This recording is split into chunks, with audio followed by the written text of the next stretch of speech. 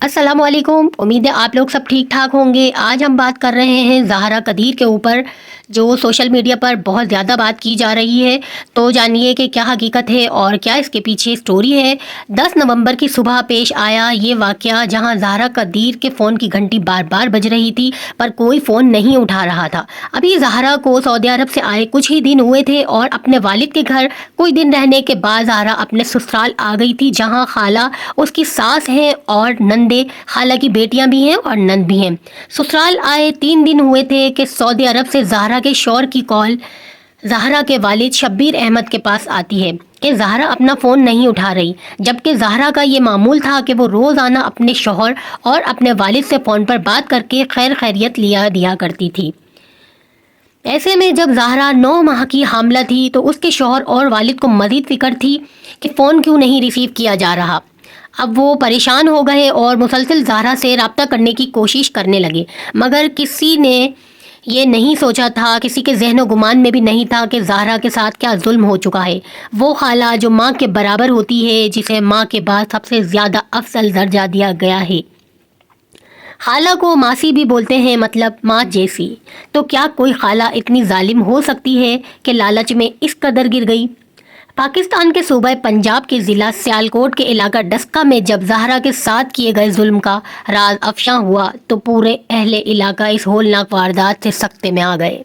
Police ने इंकशाफ किया है कि ज़हरा को उसकी सास और नन्हे ने रिश्तेदारों के साथ मिलकर कत्ल किया और कत्ल करने के बाद इसकी लाश के टुकड़े करके करीबी नाले में बहा दिए। ज़हरा को जब कत्ल किया तो जब ना सिर्फ वो एक 2.5 साल के बच्चे की माँ थी बल्कि 9 माह की हामला भी थी। ज़हरा के वालिद का जब अपनी बेटी से रब्ता ना हुआ तो उन्हें तफ्तीश हुई और वो उसके ससुराल पहुँच गए, मगर वहाँ पहुँचने पर उन्हें सास ने बताया कि ज़हरा घर पर नहीं है।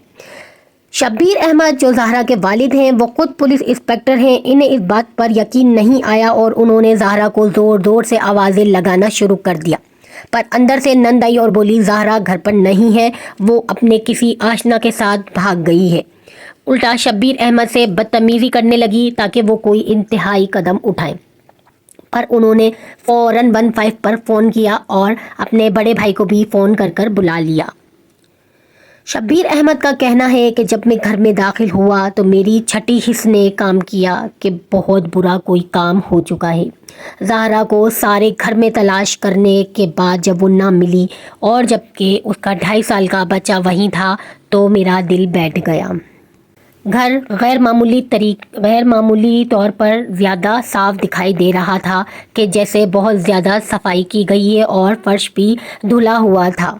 शब्बीर अहमद ने फ़ौरन अपनी बेटी के अगवा का पर्चा दायर करवा दिया, क्योंकि सास और नंद पहले भी ज़हरा को तंग करती रही हैं, इसीलिए उनको कुछ शक था तो उन्होंने अगवा का पर्चा कटवा दिया।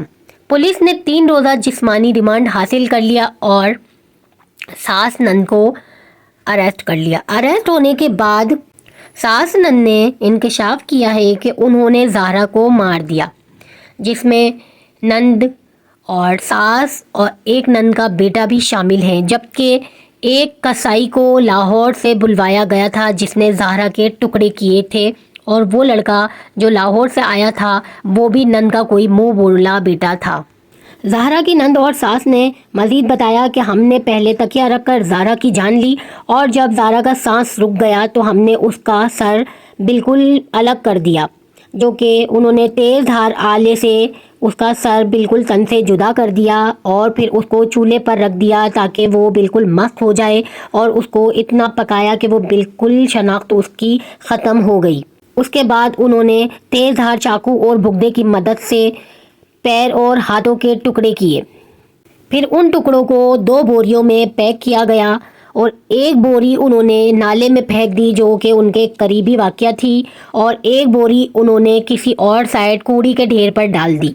सास से पूछा गया कि इतना जुल्म क्यों किया, क्या कोई खाला भी अपनी भांजी पर इतना जुल्म कर सकती है।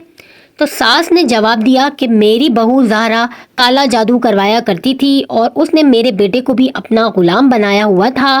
बेटा मुझे पैसे नहीं भेजता था, वो अपनी बीवी के ही अकाउंट में पैसे भेजता था और वो ही हमें खर्चे के पैसे दिया करती थी। जबकि दूसरी साइड देखें तो ज़हरा के वालिद का कहना है कि کہ زہرا ایک نمازی پرہیزگار بچی تھی۔ 9 سے 10 بار اس نے عمرہ اور حج کیا ہوا تھا۔ سب کو خوش رکھنے والی بچی تھی۔ یہ کیسے ممکن ہے کہ اتنی دیندار لڑکی ایسا گندا اور گھنونا کام کر سکتی ہے؟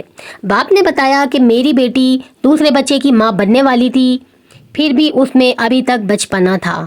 زہرا کا شوہر سعودیہ سے آ گیا ہے، اب دیکھتے ہیں وہ کیا اسٹیٹمنٹ اپنی دیتے ہیں، کیا فیصلہ ہوتا ہے۔ زہرا کا بیٹا شافع کس کے پاس رہتا ہے؟ ابھی تک کی خبروں میں پتہ چلا ہے کہ وہ بچہ اپنے نانا کے پاس ہے، اور زہرا کو غسل دینے والی عورت کا بھی بیان سامنے آیا ہے، جس نے کہا کہ میں نے آج تک کسی میت کی اتنی بری حالت نہیں دیکھی۔